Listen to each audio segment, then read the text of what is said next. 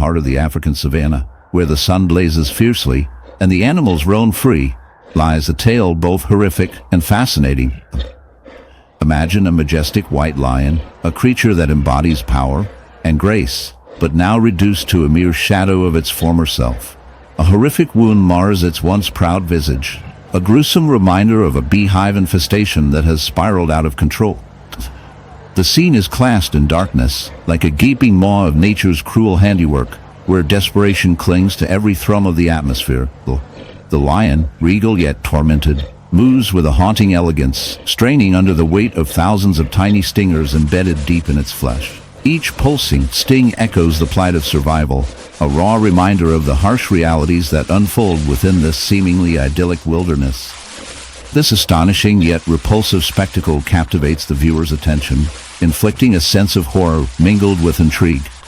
The white lion's fur, which once shone like the moon's glow, now appears matted and bloodied, a canvas of suffering painted with shades of anguish. Swarming around it is an incessant buzz, the angry hum of the beehive that has turned this creature into an unwilling host.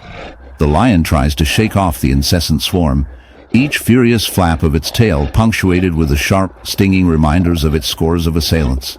As the camera zooms in, one can see the wiggling bodies of the bees cascading from the wound, determined soldiers fighting for their queen, oblivious to the grave nature of their actions. Bees, fascinating creatures in many respects, rely on collaboration and productivity for survival.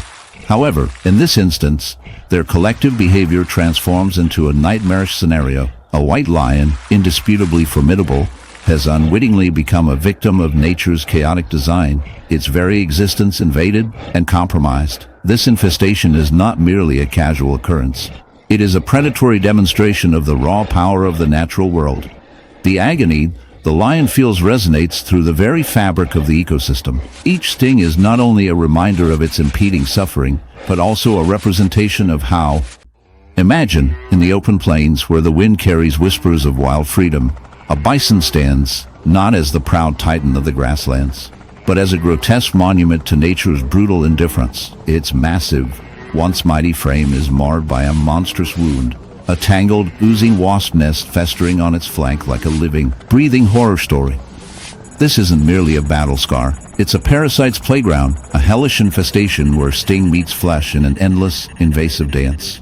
The skin around the wound peels back like cracked leather, red and swollen, pulsing with an unnerving life of its own. Wasps swarm and crawl in maddening clusters, their body segments glistening wetly in the sun, their jagged stingers poised, eager for the next grotesque encounter with the bison's raw, exposed tissue.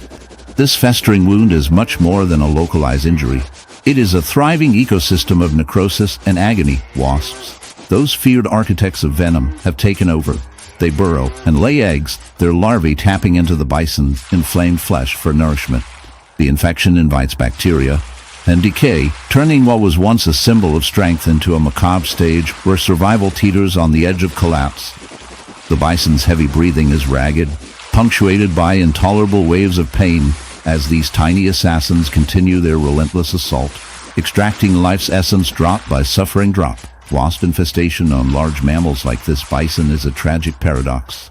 These insects, often celebrated as natural pest controllers, reveal a darker side when they exploit a vulnerable host.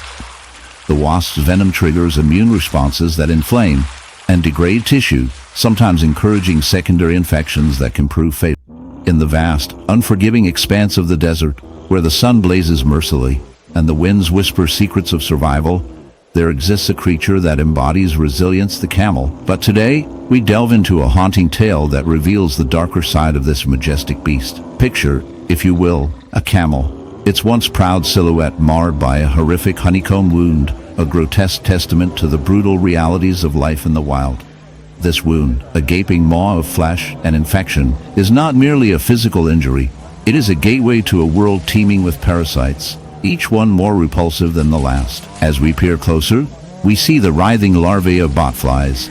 Their sinister presence a reminder of nature. Beneath the radiant sun of an unforgiving savanna, a stark contradiction emerges. A magnificent white lion, often hailed as a symbol of rarity and purity, now bears a grotesque testament to nature's unyielding brutality. Its coat, typically a shimmering canvas of alabaster fur, is marred by a horrific infestation of insects that teem and burrow into a sprawling wound, a raw and festering wound that gnaws visibly at the edges of its majestic presence. This lion, an unexpected portrait of suffering, draws us into one of the more unsettling chapters of the wild, where the delicate balance of life and death is painted in the darkest hues of decay and survival. The wound itself is a deep, oozing cavity festering along the lion's flank, a brutal testimony to the assault it has endured.